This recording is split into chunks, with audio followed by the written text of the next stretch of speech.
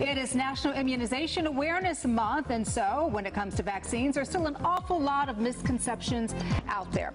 Dr. Mike with the Fox Medical team is here, though, to separate fact from fiction. Good morning to you, Dr. Mike. Good to see you. Danielle, I am so better now because I'm seeing you. How are you? Oh, I'm doing good. You made my morning with that, even though we really can't see each other, but that's okay. I can feel your spirit. We're here. And, you know, here's the other thing, Dr. Mike. You know, I'm a parent. I have children, and my kids do receive an awful lot of vaccines, right?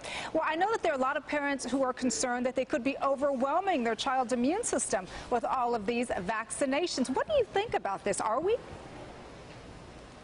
Well, the bottom line is I have a 9-year-old and I have a 5-year-old, okay. And I'm a physician, and I looked at the data. I have a saying, in God we trust, and everyone else show me the data. Now, vaccinations and immunizations have taken on almost a religious kind of connotation, and the bottom line is that all of the vaccines that were recommended for my children, they received.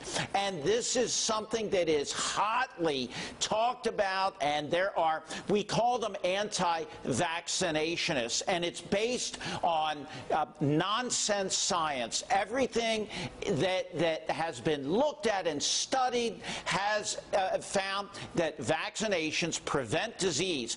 I tell people all the time, whatever happened to polio? Polio went away in this country because of vaccinations. Bottom line.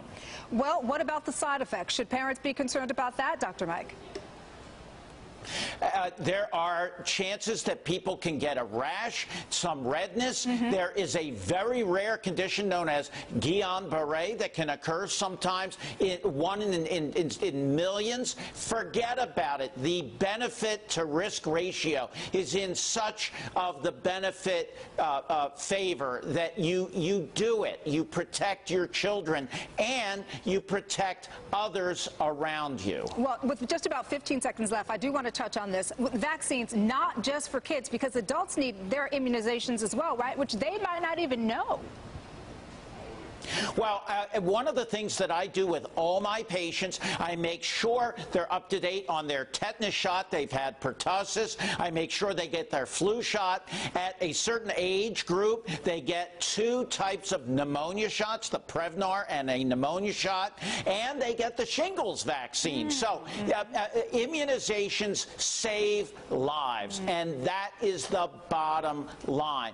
You have to go based on good science. And the science states that this is what we do and what we should do. Bottom line. Mike, I got to tell you some good information, and it was even better seeing you this morning. Thank you.